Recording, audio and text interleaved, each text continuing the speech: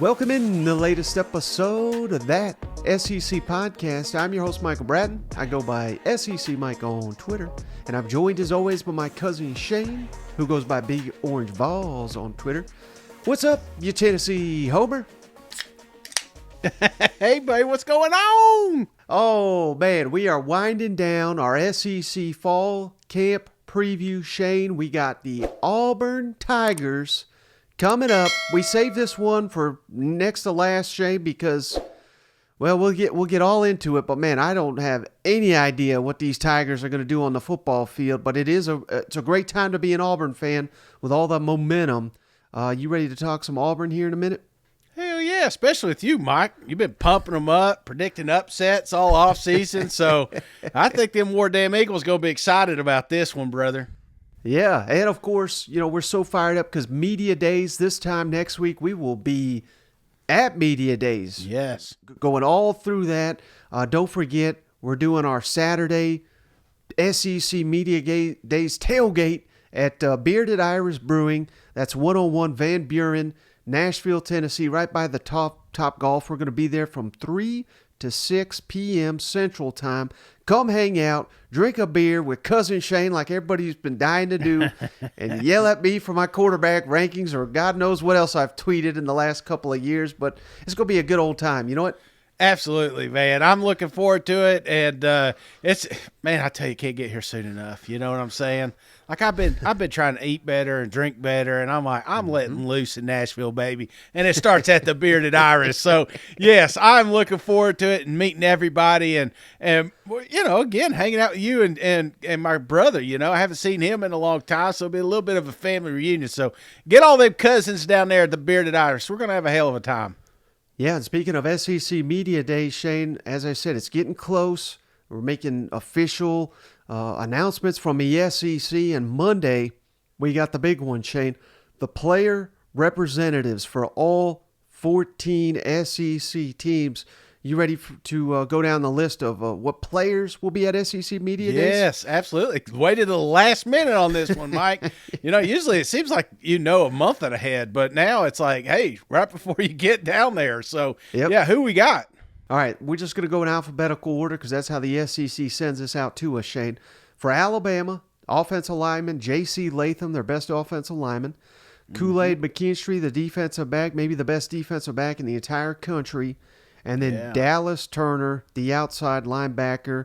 That's your three for Alabama. All three juniors. And probably, hey, we don't want to push anyone to the NFL, but probably all first-round picks in a year from now. You know what? It's like there rarely are there good is there seniors left. It's like the three that are coming are going to most likely be juniors. Yep. And I'm excited about this trio from Arkansas, Shane. Landon Jackson, the defensive end that's been garnering so much buzz in the spring. Oh, yeah. KJ Jefferson, in my opinion, the best quarterback in the SEC. And Rocket Sanders, many people have him as the best running back in the SEC. That's a hell of a trio right there. Golly, if you're picking a team, it's like if you're playing dodgeball, those are the three guys you want. So, Yep. How about Auburn, Shane? Tight end Luke Deal is going to be representing Elijah McAllister, the linebacker, who is a transfer from Vanderbilt. The only one, Shane, that is a first-year transfer that'll be representing a team at Media Days is Elijah McAllister. And then Cameron Stutz, the offensive lineman. So, like I said, we'll get to the Auburn preview in a minute here, but not a lot of names I think most SEC fans recognize. No, and it's going to be a while. I mean, that's this show where I think you're going to learn a lot when we do this Auburn preview here. So yeah. I'm learning. So, hey, I want to ask you, just curious, is Auburn and Vandy on the same day? Ooh. This ain't a Hugh Freeze troll all of a sudden, is it? I mean. Oh, wait, yep, they are. They're both on Tuesday. Oh, man. Come on now. You already working it. All right, how about Florida, Shane? Offensive lineman Kingsley Uakon, who I got to imagine is going to be 6'8", 375 pounds. Jason Marshall, the defensive back, and Ricky Pershaw, the receiver that kind of broke out last season. So there's your trio for the Gators. Yeah. Ooh, back-to-back dogs, Shane. Brock Bowers. It's going to be pretty awesome to see Brock Bowers at Media Days.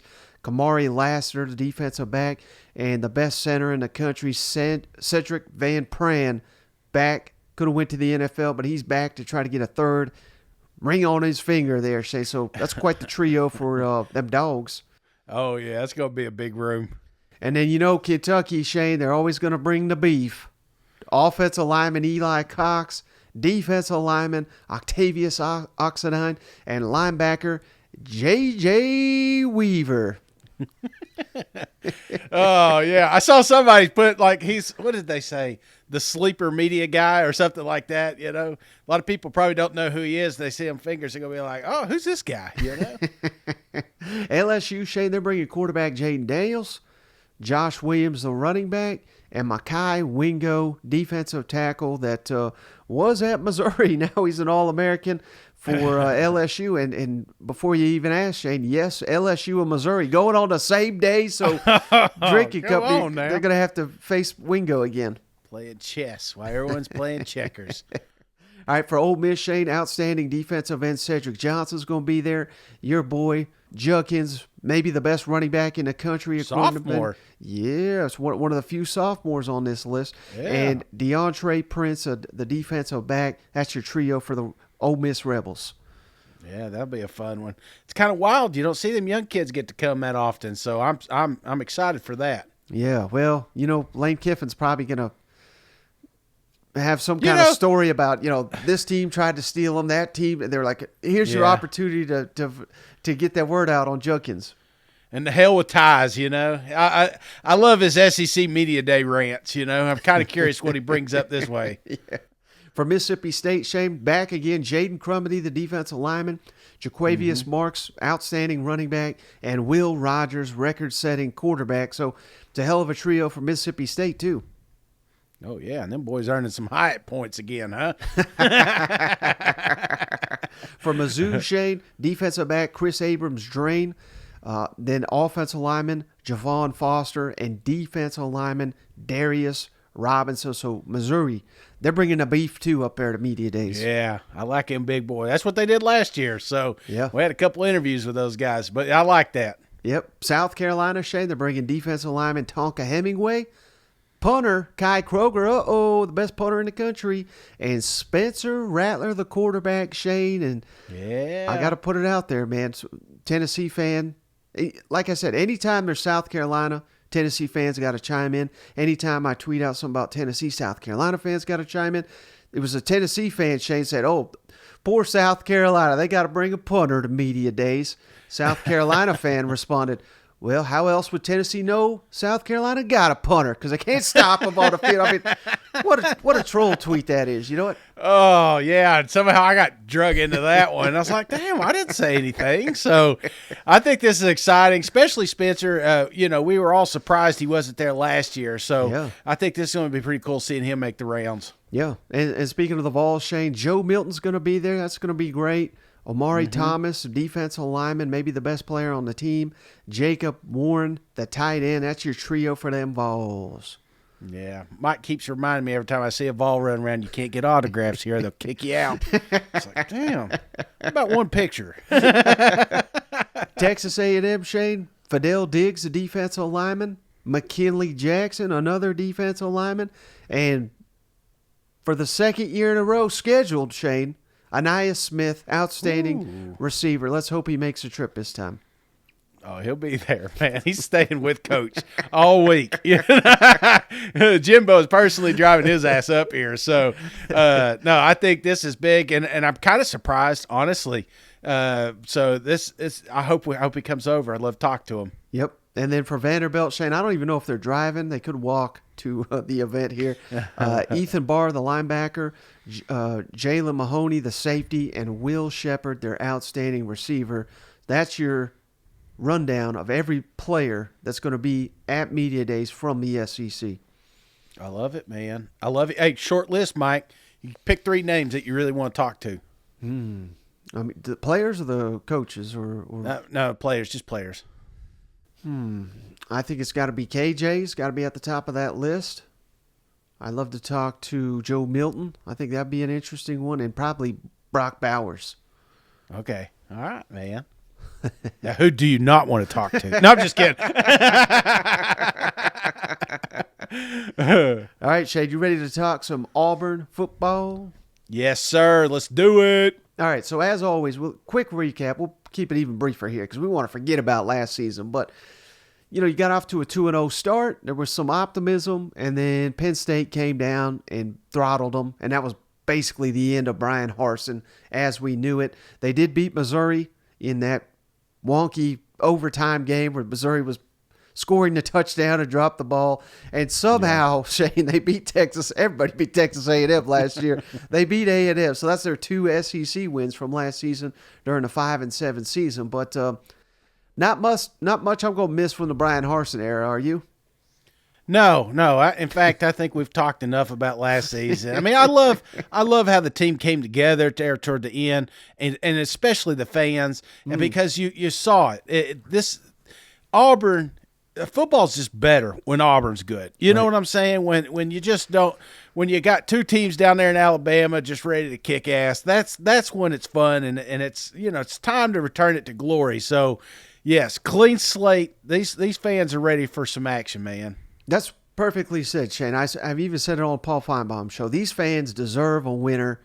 Just look at how they showed up in that They would not have won that A&M game without the fans. It was crazy environment. So credit to them. And they got a qualified head coach now, Shane, with Hugh Freeze running the ship there. We finally got someone that knows what the hell they're doing in the SEC. He's 83-43 in 10 seasons as a coach in college football, major college football. 6-2 in bowl games, Shane. Really good record in bowl games. He was 10-3 at Arkansas State. He was the head coach there for just 1 year. 39-25 at Ole Miss, and that was obviously a rebuild he was taking over. 34-15 at Liberty. Really had that thing going at the tail end of that. Beat Arkansas last year.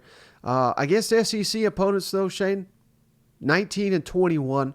Again, maybe that's not fair because he did. It was a rebuild for sure, and he had Ole Miss flying high here. But man, let me just ask you, Shane, because Hugh Freeze, just never know what you're going to get with this guy in terms of upsets and what he can accomplish on a football field. He's not stayed anywhere for too long, aside from Ole Miss, and obviously that went sideways at the end there. But with Hugh Freeze as our coach, Shane, I mean, how high do you think these Auburn Tigers can fly, so to speak, with Saban winding down and now the SEC getting away from divisions? I know one more year of divisions, but I just think everybody in the West is essentially getting a break when we go to a format with no divisions, and that's Auburn included. Yeah, because sometimes they get shuffled in. I mean, you're playing Georgia and Alabama every year, and they're probably still going to do that. But those two losses aren't going to potential losses aren't going to keep you out of playoffs in the future, man. Mm-hmm. So I think when you go out and you hire a coach, because when they're looking for it, we've tried projects. We had a project down there, it didn't work, and I know Hugh's got a little baggage, and you either love him or hate him, But what do you want in a coach? You want a coach that can win. You want a coach that can recruit. You want a coach that can develop. You want a coach that can beat Alabama. Mm-hmm. Well, you got one in Hugh Freeze. So you're asking how high they can go, buddy? They can go all the way. That's the potential that Auburn has. Right, and they're one of the few schools, Shane, in the SEC that has proven they can win it all, and they're just always in that mix. They're always laying in the weeds. When you expect nothing from them, that's when they come up and bite you from out of nowhere. And it could be this season, Shane, with the transfer portal. So major changes on the coaching staff, obviously. The only two coaches they kept, Cadillac, love Cadillac. He was interim coach. He was the one that beat Texas A&M. He's a legend down there, obviously. And the secondaries / safeties coach, Shane, Zach Etheridge, he was team captain on Auburn's 2010 national championship team. He did a remarkable job with the secondary last year. So I think those were two outstanding moves to retain those coaches by Hugh Freeze. But what we got working with the new staff, Shane, and this is another reason I'm fired up for the Auburn Tigers, Philip Montgomery, the new offensive coordinator. He was at Tulsa the last 8 years as the head coach. Before that, he was the Baylor offensive coordinator under Art Briles. So he's going to be running the Josh Heupel, Lane Kiffin, Kendall Briles type offense. So we're going to get that tempo. We're going to get that speed. And under Philip Montgomery, Shane, listen to some of these quarterbacks he's coached up. RG3 won the Heisman Trophy. Hello. Bryce Petty, who was at Baylor, Big 12 Player of the Year. Nick Florence, All-American at Baylor. And then Kevin Kolb and Case Keenum, who are two guys that I think are still in the NFL. So this guy's got an outstanding track record of coaching up quarterbacks and plugging them into his system. And the final 2 years he was at Baylor, Shane, they averaged over 46 points per game. So, I mean, it's... Don't you miss that, Auburn? Don't you miss those 40-point games? Golly, Mike, you got them pulling over, rolling the windows down, trying to cool down a little bit, getting them hot and bothered, man. And then a defensive coordinator, Shane, Ron Roberts. He was at Baylor the last 3 years under Dave Aranda. And remember, this is a team that won the Sugar Bowl, won the Big 12 2 years ago. That year, Shane, Baylor's defense led the conference in interceptions, turnovers forced, defensive touchdowns.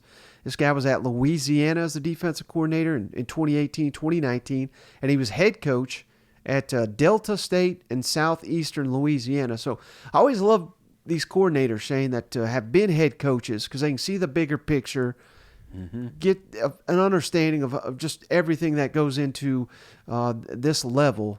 We're not asking to be head coach, obviously. We're just asking to essentially be the head coach of the defense.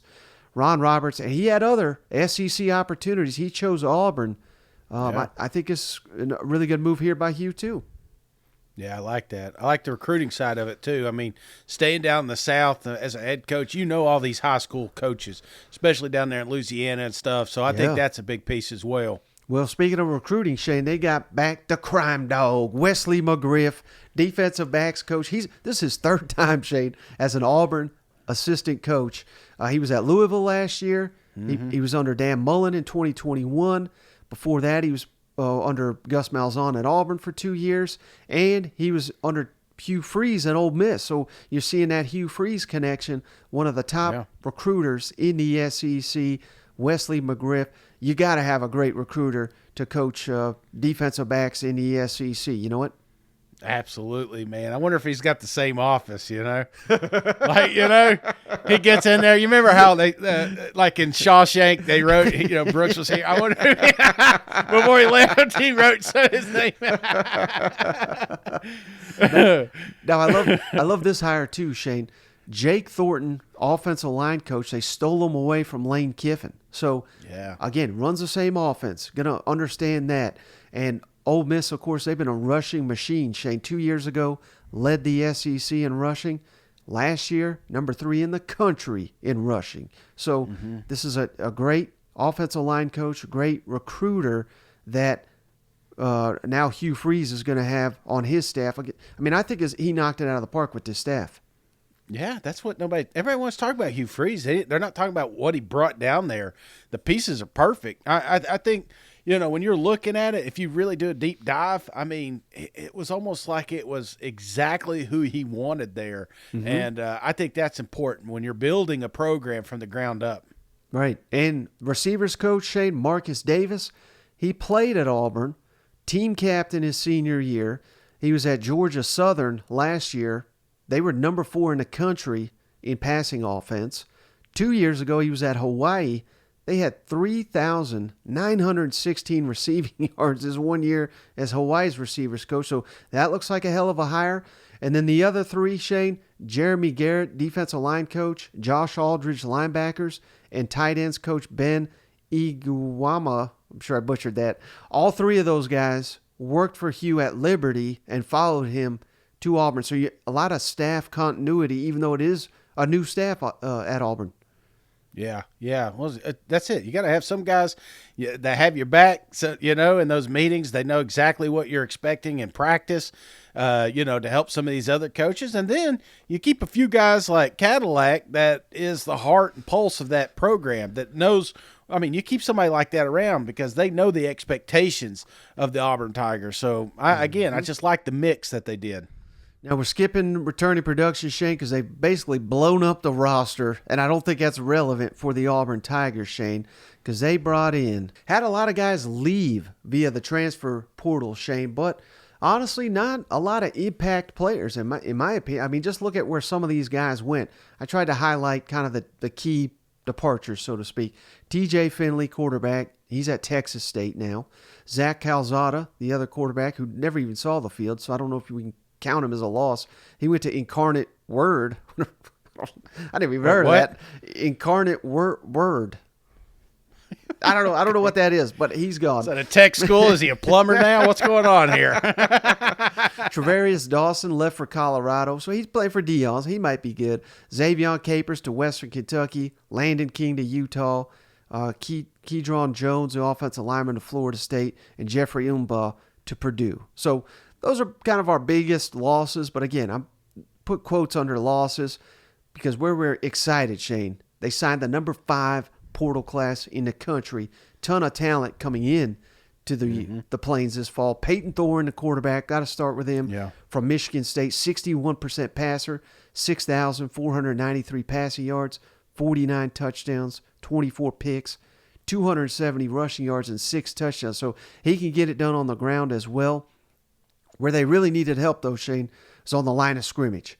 And they landed Dylan Wade, left tackle from Tulsa. He was rated as the number 2 offensive tackle in the transfer portal, and he played for offensive coordinator Philip Montgomery down there. So he'll know the system well. Offensive lineman Gunnar Britton, the right tackle from Western Kentucky. He started all 4 years at Western Kentucky. Now he's getting his shot in the SEC. Center Avery Jones from Eastern Carolina. He started 32 games for Eastern Carolina. So this is the beauty of the transfer portal, Shane. Hugh Freeze come in here and said, "My God, we don't have many linemen that can play. Well, let's just pick this starter and that starter and this, and let's build our own roster via the transfer portal." And they did that with Justin Rogers, the defensive lineman from Kentucky, 63 tackles, 3 sacks. Those are not numbers that jump off the page at you, but when you consider he's a nose guard, those are incredible statistics. This is a guy to really keep your eye on, Shane. Running back Brian Beatty from South Florida. He was an All-American kick returner, over 1,800 rushing yards and 10 touchdowns on the ground at South Florida. Instant impact type player. How about this guy from North Texas, Shane? Jair Shorter. This is going to 27 yards per catch last year. Led the country. Jeez. Check this. This is the most ridiculous stat I've seen of anybody on this team, Shane. He caught 23 passes last year. Yeah. 11 touchdowns. So almost every other catch is a touchdown. 623 yards for Jair Shorter. So that's a name to know. They needed help at receiver. They're getting it from the North Texas transfer. They needed help at tight end, Shane, so they went to FIU and got Rivaldo Fairweather, 6'5", 210 pounds, just a beast out there. 54 catches, 838 yards, 5 touchdowns, 15.5 yards per catch for Fairweather.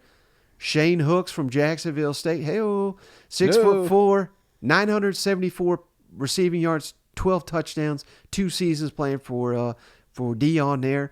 Nick Garner, the receiver from Cincinnati, 81 catches, nearly 1,500 receiving yards, and 11 touchdowns in his 4 years. The defensive linebacker already mentioned, Elijah McAllister from Vanderbilt, who's going to be at Media Days, 65 tackles, 6.5 tackles for loss, 2.5 sacks. And then how about this guy, Shane? Mosiah Nazil Kite from Maryland, defensive lineman with 83 tackles, 14.5 tackles for loss, and 9 sacks. And there's about 10 other guys they landed, Shane, but we ain't got time to hit on all of them. But basically, the moral of the story is they have just completely flipped this roster overnight, which makes this team very difficult to peg. Yeah, I think that's the problem. You brought in a lot of bodies here, but you see, it can be done. It's been done at LSU. Yep. Ole Miss does it every year. You've got teams like South Carolina that dip into this portal, and all of a sudden they create a wonderful roster. So, yeah, I think this is what you do. You got to do this the first couple of years. Yeah, and on top of that, Shane, they had to. It was patchwork. They had to do it late, but they signed the number 18 recruiting class in the country, number 8 in the SEC. It was dead last when they took it over. So jump up in the rankings there. They signed the number 9 defensive lineman in the country, Kedrick Falk, the number 11 running back, Jeremiah Cobb, the number 19 corner, Kalen Lee, the number 20 corner, Tyler Scott, the number 24 defensive lineman, Darren Reed, and the number 25 safety, Sylvester Smith. And I know you love JUCO, Shane, so they got the number 3 JUCO defensive lineman, Quintrell Jamison Travis, and the number 4 JUCO offensive tackle in Xavion Miller. That's Easy E. That's what we call him. You just got a nickname. It's Easy E. So, again, even via the recruiting in the junior college route, talent added that's probably going to see the field this fall. Yeah, oh yeah. There are going to be a lot of new faces down there. And that's the thing, you're going to get rotation. You're going to find guys that pop in practice, but you're going to find other guys that pop in the games. So it's a little bit of trial by fire, but I think I'm telling you right now, if anybody figured it out, it's Hugh Freeze. Yep. All right, Shane, so let's rank the position groups, starting with the offense. And this is tough, again, with all this turnover. But I got to go running backs. Number 1 on offense with Jarquez Hunter, standout. Bring it back, Sean Jackson and Damari Alston. And then the transfer, Brian Beatty, and the freshman, number 11 running back, Jeremiah Cobb. I think with all these pieces, we'll have us a pretty solid running back group. Yeah, I like that room, and it got deeper too. So Hunter is probably a little bit of an unsung hero. Everybody loves the tank, and he's no longer there anymore. But I'm telling you, there was flashes. You saw it at the Georgia game. Hunter's got some explosive capabilities here. So this should be a fun room. So next, honestly, Shane, I don't know where to go here. So I'm going offensive line. Thanks in large part to the transfers. We're bringing back Cam Stutz. He's got some starting experience. Also guys like Javill Irvin, Tate Johnson, Jeremiah Wright, Connor Liu, and Garner Langlow. Solid pieces, but then the transfers is really the key. Left tackle Dylan Wade, center Avery Jones, right tackler Gunnar Britton, and they also added another Tulsa lineman, Jaden Muskrat. So get him in there too. I mean, Philip Montgomery's got to know what he's got in this guy. So I think, strangely enough, I think offensive line could be a strength for Auburn this fall. Could be, and I like the coaching. You mentioned the offensive line coach earlier. I think that's going to be a big part of this. This is going to be a running team, man. I know a lot of people are thinking airing it out with Hugh Freeze and everything like that, but you're going to play to your strong suit, and I think they're going to lean toward that running game. And to do that, we're going to need these big uglies up front to figure it out. And there's plenty of bodies to rotate and find that top 5. Right. So next I got receivers, Shane, and I'm kind of basing a lot of this on just the depth we have at this position. Javarius Johnson's back, Coy Moore, Malcolm Johnson, all those guys are pretty solid. Omari Kelly, Jay Fair, and Camden Brown are back. But remember, we get a lot of help via the transfer portal. Jair Shorter from North Texas, that's a guy 27 yards per catch. Shane Hooks from Jackson State, very productive. Nick Martiner from Cincinnati, another very productive guy. And then Caleb Burton, who was a top recruit, was at Ohio State, has not seen the field. But I believe he was only up there for 1 year. And, you can't get on the field at Ohio State, but you probably can get on the field at Auburn given the state of their receiver room right now. New day, same deal. Mike hates tight ends. I mean, they could send him to Nashville, one of their top 3 players, but it's still not good enough to move up his list. No, you're wrong, Shane. The thing about the receivers, Mike.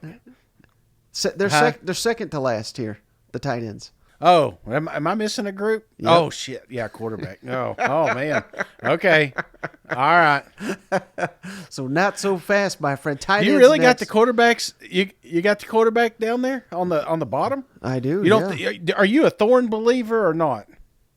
I mean, not. I mean, I think everybody gets excited, Shane, over like you get a new quarterback. It's like, we're going to be great, right? But the way I look at it is, I mean, look at two of the best quarterbacks maybe ever in SEC, Joe Burrow and Hendon Hooker. They were good their first year. Mm-hmm. They were just incredible year 2. So just imagine two of the best of all time. Year 1, it's not like they just came in and took over the SEC. You know what I mean? Like, that's just incredibly hard, and you got to be really good to do it. You know what I mean? Yeah. No, that's or is that fair or not? Point. Or is that not fair? That is a very good point. I know. That's what I do, Shane. Yeah.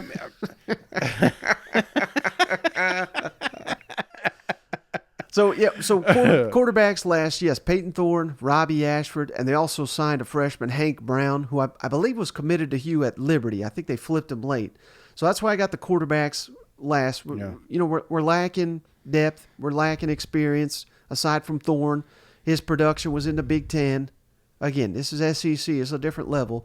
But we did skip over the tight end, Shane, Rivaldo Fairweather, FIU, Luke Deal, Brandon Frazier, Tyler Fromm. So a solid group there. And these tight ends are going to get some run down here at Auburn too, I think. Oh, yeah. That FIU dad, he tweeted me the other day, said, watch out for him, you know. So maybe this tight end room's a little bit better than we thought it would be, you know. And I'll say this on the quarterback side, you know, you got Ashford sitting there. You don't just put him up, you know. I think this is a dynamic athlete that is going to find his way on the field one way or the other. It may be a quarterback. It may be something else, but you can't just keep him off the field. I don't see that happening. So I'm kind of curious how that quarterback thing plays out. Well, that's another thing, Shane. I mean, I think people assume Peyton Thorne will be the guy, but there's no guarantees. Robbie Ashford, I thought, played better at the tail end of the season than he did at the start. And, you know, we're assuming the offensive line will take some big strides, but that may not happen overnight. Maybe like LSU last year, where at the beginning of the year, the offensive line was kind of a train wreck for LSU. By the end, it was a strength. If Auburn's offensive line is in disrepair early in the season, you're probably going to throw Robbie Ashford out there because of his mobility. You give him a fighting shot, kind of like Jaden Daniels last year. So maybe Robbie Ashford's the guy. You know what? Well, think about it, man. The last Auburn quarterback that you didn't have faith in, what does he do? He goes up to Liberty and finds his way to the NFL. You know, so I'm just saying. Yep. All right, so the defensive side of the ball, Shane, this is an easy one. Defensive backs, bringing back everybody that produced for us last year. Jalen Simpson, Zion Puckett, DJ James, Nehemiah Pritchett, Donovan Kaufman. All those guys, Shane, got starting experience. Keontae Scott, he's back. He was a top junior college defensive back a year ago. Marquise Gilbert, Caleb Wooten, and Craig McDonald are all back. And then 2 freshmen, Austin Newberry, Kylan Lee. Very solid group here for Coach Zach Etheridge here in the defensive backfield. Oh, Zach Etheridge, yeah. I'm forgetting these names again. Yeah, so this, I'm just so fascinated with the coaches. I think the DBs, I think they're going to be fantastic. I really do. I think they're sleeping on these Auburn guys because there's a lot of continuity out there. They've added more depth. They're top shelf, brother. There's some NFL dudes on here, so they're going to really need it though. They're going to need these guys to step up in a big way. Right. Now, the last 2 position groups, Shane, you could kind of convince me one way or the other, but I went with defensive line first. Yeah. Marcus Harris and Jason Jones, they have some starting experience. Darren Reed, Zacchaeus Walker are back, but it's all about the transfer, Shane. Justin Rogers from Kentucky, Mosa Nazil Kite from Maryland, a guy I referenced. Steven Sings from Liberty, so hey, there's Liberty all over this program.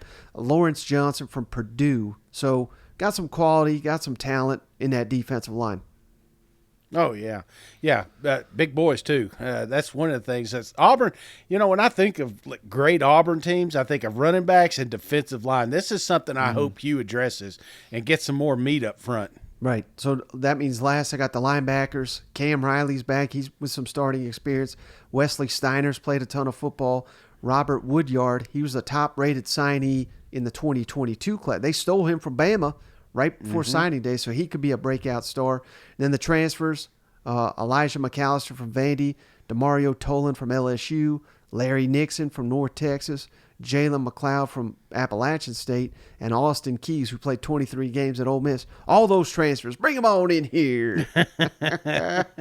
I love it. And, Auburn always finds it feels like they always find a linebacker that is the face of their defense. I mean, I go back to damn Takia Spox. You know what I'm saying? Like that, like if I'm drawing the perfect linebacker, I was drawing an Auburn guy. So, is there any names in that locker room that really stands out of maybe being the captain of that defense?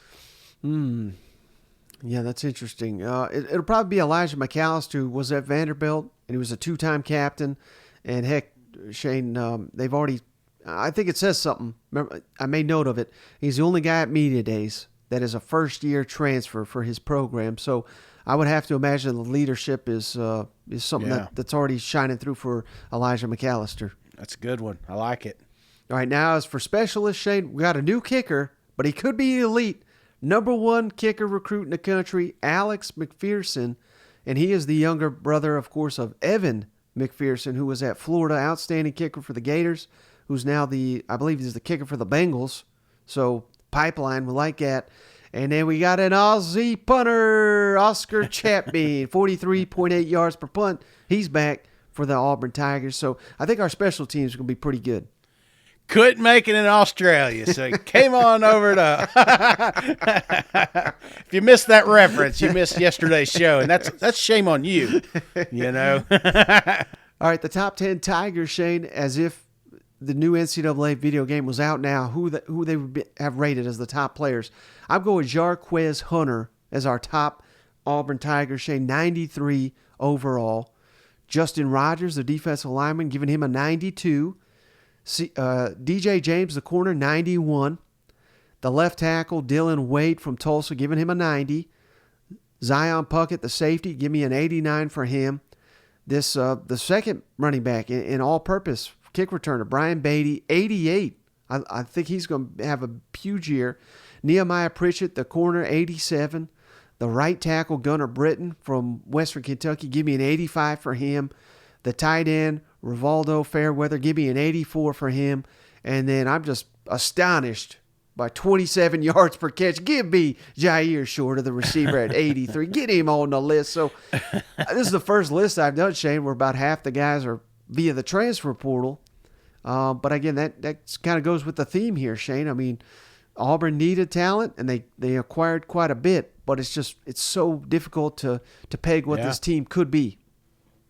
Yeah, I mean, and when you're doing these ratings, you think about all the teams we've done. This may be the one that at the end of the year, this list looks totally different. Right. Like there's going to be some guys that emerge. There's going to be some names that we have probably too high on expectations. It's just you never know how this thing plays out until they get under the lights there. Right.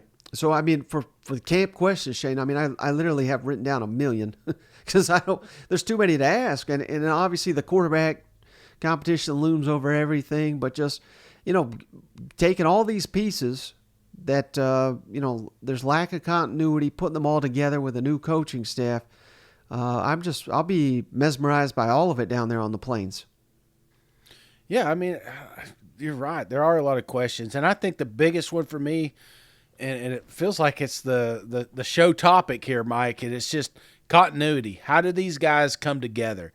How does this look? I mean, you pick the pieces, and the pieces look great on paper, but when it's actually kickoff and Saturday, what does it look like? Does it come together quick, or is this one of those things that we're 4 or 5 games in and we're still trying to figure our identity? Right. But the good news is, Shane, the schedule is very manageable right out the gate. So let's get to the win, loss, or toss-up section of the show. And as always, get asked about this every day on Twitter, Shane. We're doing this as Auburn Tigers Hobers. So if there's if we got a 50-50 split, we're going to give the Tigers the edge on every one of these. So I sent you over my list, Shane. These are the games that I think Auburn fans expect a win. You let me know if you disagree with any of them.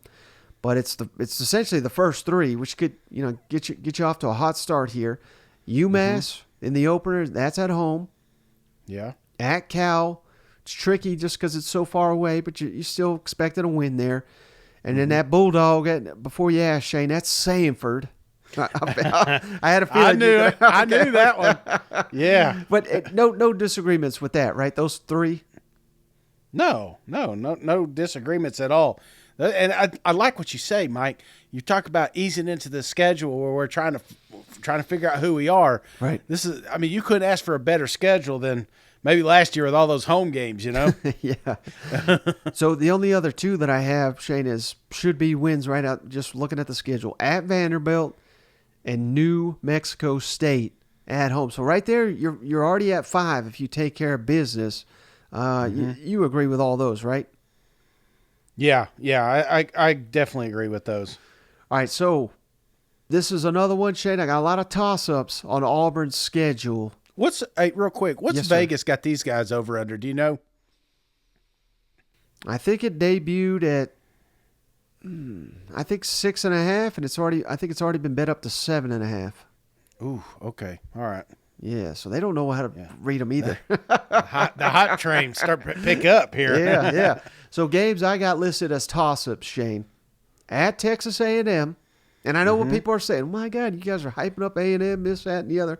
Well, remember, this is the Auburn Pro podcast, and who knows, Shane? I mean, yeah, we're high on A&M. We were high on them last year. You know what I mean? So there's a I would say a better than average chance that they just completely fall apart. Jimbo's out. Petrino's causing trouble. I mean, God knows what could happen. So that is not a guaranteed loss for Auburn by any means. Ole Miss at home. Tricky. That's going to be maybe the key game of the year there, and you're getting it at home. Mississippi State at home, another one. Maybe fans expect that to be a win. And then at Arkansas. Do you have any disagreement with those 4 being listed as toss-ups? The only one is the Texas A&M. I think I'd have that as a loss. I think it's just you're asking a lot, man. You're asking a lot. I know they beat them last year. 5-7. One of the worst teams in the SEC. That's what I'm saying.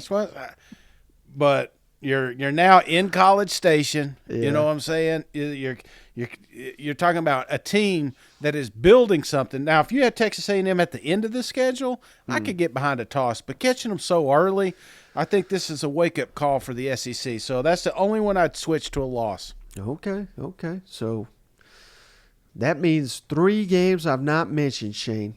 And I'm going to do a little caveat here, but 3 games, I think reasonable Auburn fans look at the schedule and say, Georgia at home, at least you're getting it at home. That's something for you. But I mean, my God, they're just a dynasty right now. At LSU, which actually last time you went there, you did beat them. Bo Nix went Superman on you. And then Alabama at home. Do you disagree with any of those? I do not disagree with you on any of these, Mike. And so here's my little caveat here, asterisk, Shane. I think at Iron Bowl. You want it. You want it out there. You want Hugh out there saying, Nick Saban's the greatest of all time. We got no shot in hell. You want to be pumping up Alabama and in that state so divided. Don't talk any trash for 364 days because crazy things happen on the plains when Auburn and Alabama get together. So I've already said, Shane, I think Auburn can win that game. And I still think it, even though I put this as a likely loss, because it's a likely loss. But crazy things happen on the plains. I'm not chalking that up to a gimme loss, but I think you just play that card. Shane, we got no shot in hell. We're gonna lose by 48. And then we'll see what happens come November 25th. You know what? Just say it. Just say it, Mike. It's July 11th, and I think that Auburn is going to beat Alabama. We'll clip it, and then you could put but I mean, let's be realistic here. So we don't have to. We can just clip it. You know what I'm saying? Yep. All right, so let's go through the schedule, Shade, week by week, predicting the record for them Auburn Tigers. And again, we're doing this as Auburn homers, and right out the gate. I mean, UMass, one of the worst teams in the country. I think Auburn's like a 40-point favorite, despite it being year one Hugh Freeze. That should give you an indication. That's an easy win. Oh, yeah. Big mass whooping. The M is silent. You know what I'm saying? Hey, I think this, we overlook a lot of these non-conference games, but I think this is pivotal. Auburn fans need this. I want a bloodbath out there. I want a throttle down. I want 80, 100 points if we can in this game, brother. Just excite this fan base, excite that recruiting trail, and let them know this is a new chapter for Auburn. So, yeah, I don't know what the spread is. They may not even have it out here, but I'm taking the over because I think this is a debut of the Hugh. Yeah. All right, so week 2 on the road at Cal. Tricky game just because it's on the road. You won't know what you got until probably after this game. But come on, Shane. Come on. We're not picking Cal on this damn show. Get the hell out of here. Auburn's 2-0. Jeez. Aaron Rodgers ain't coming in, son. You know what I'm saying? And they'll make – Cal's a tricky one because it does feel like one of those packed teams that's, all of a sudden you're like, man, why is this tied at half? You know what I'm saying? So don't do that, okay? I think this is a good shot to get over there, maybe steal some California recruits while you're at it. I don't even know if he's allowed in that state, but give me a big win for them Auburn Tigers. Then the following week, I mean, come on, that's going to be a pick-your-score type game and a nice rest before we get into conference play. Easy win versus Sanford. Absolutely. Easy win here. Now, here's where it gets tricky, though. First conference game of the season on the road. A&M, who knows? Again, I mean, they could be cratered. Jimbo could be fired by this point in time. We could be rolling, confidence, 3-0. But there's always a lot of confidence, Shade, with these teams until they get into conference play. And then they get humbled a little bit. And if this game was in Jordan-Hare, Shane, I'd pick Auburn. But because it's on the road, I got to go A&M here. But I think this will be closer than the experts think. Give me A&M in a close one.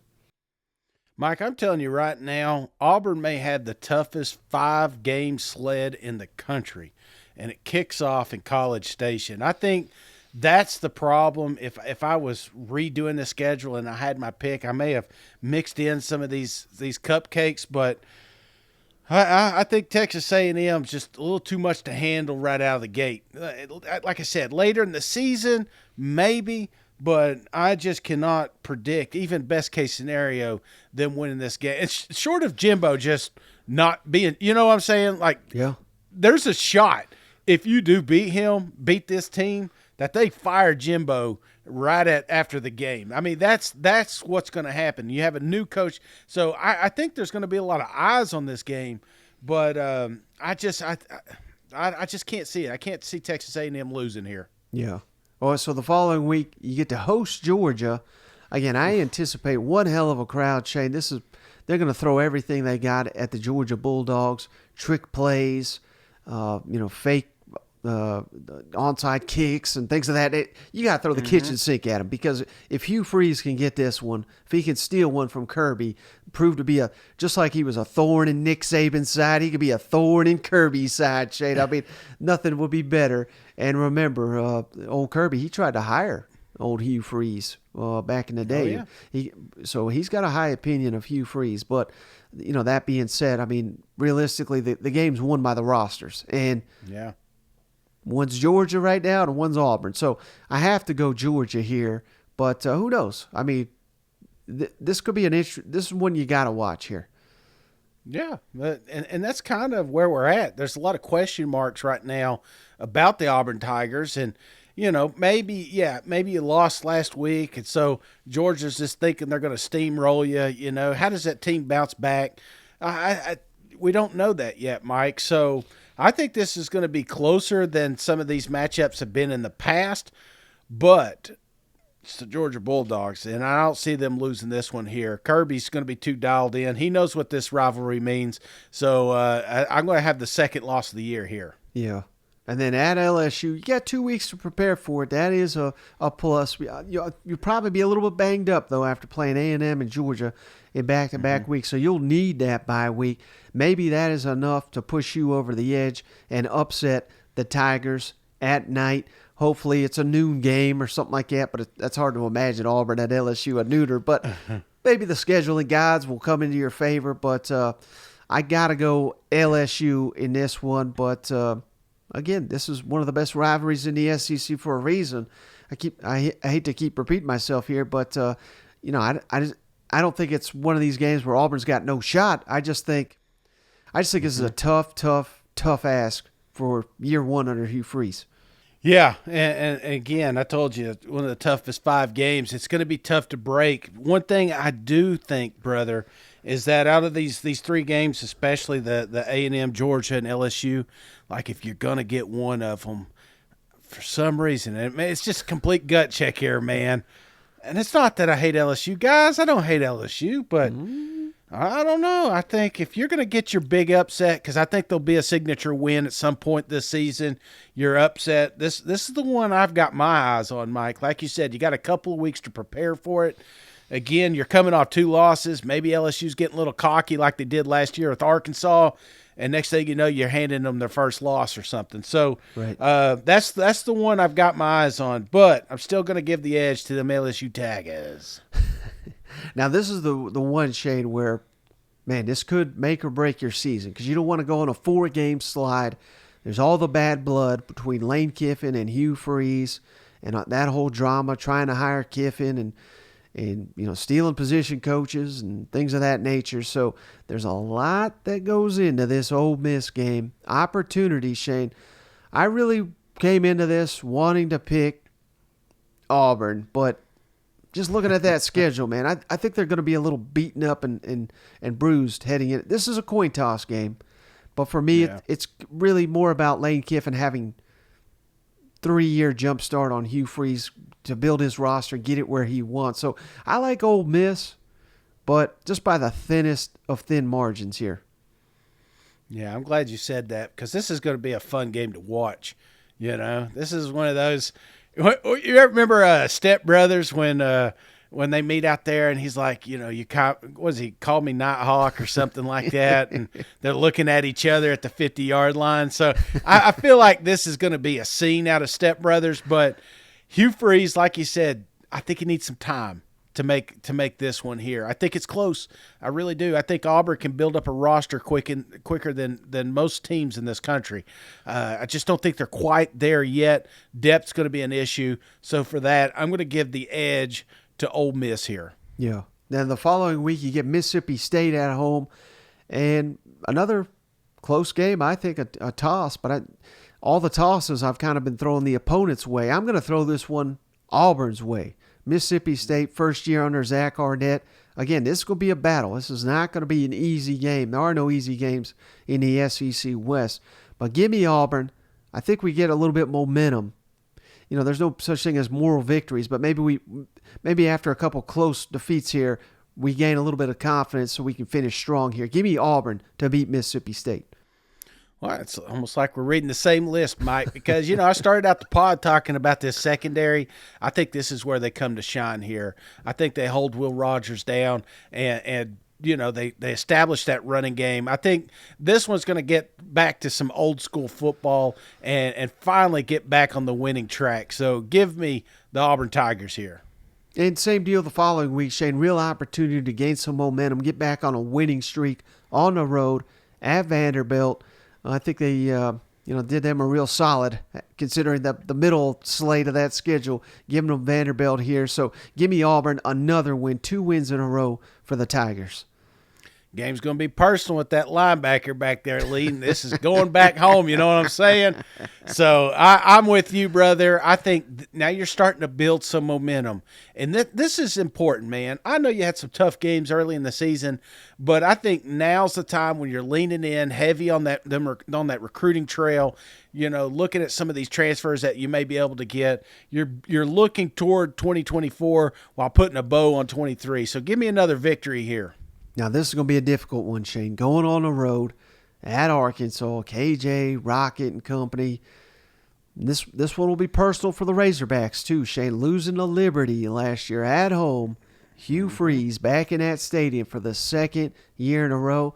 Well, guess what, Shane? He's walking out of there with a double W 2 years in a row. Give me them Tigers to go into Arkansas and get a win.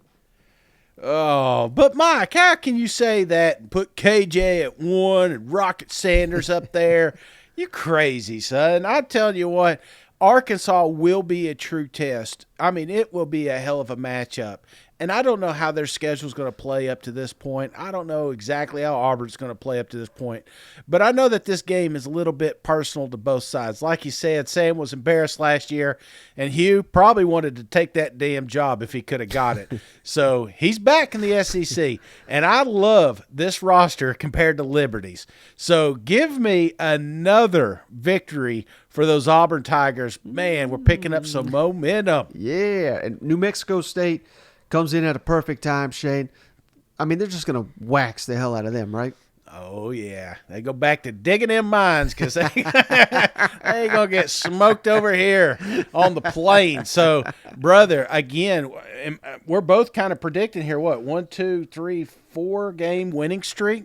Yeah. Late. I mean, they don't. You know that old saying. They don't forget what you did in November. You know that may not even be the saying, but you know what is that saying? They don't care what you did in September. It's how they only remember November. Yeah. So yeah, I don't care. I made it up. This is what Shane used to say. September don't matter because now we're picking up the momentum. We're coming into the Iron Bowl.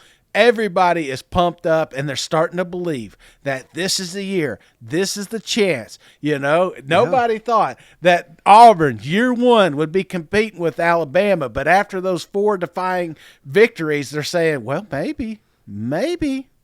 Yep. And so that is the finale, Shane, the Iron Bowl in Jordan-Hare, Hugh Freeze, Nick Saban, round 1 as Iron Bowl coaches. Maybe the best rivalry, not only in college football, but in all of sports, Shane. Cannot wait for this football game. But, I mean, how can you go against the greatest coach of all time, maybe the best roster in all of college football, the Revenge Tour? They got 5 stars littered all over that roster.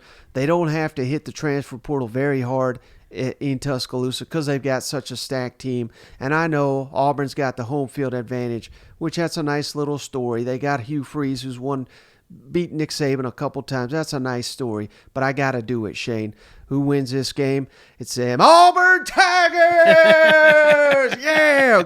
Come on, 8-4 season, getting all the momentum. And I think that a year from now, Shane, Auburn may be the hottest team in the country with all the momentum. If they can finish that deal and beat Alabama, 5-game winning streak, hopefully win the bowl game, you know, maybe a Florida type bowl game. They're gonna be preseason top 15, top 10. Jeez. Oh, I love it, Mike. I love it. That's all they want, man. You get that job, you want to beat Alabama, you want to beat Georgia. That's in your contract somewhere. You know what I'm saying?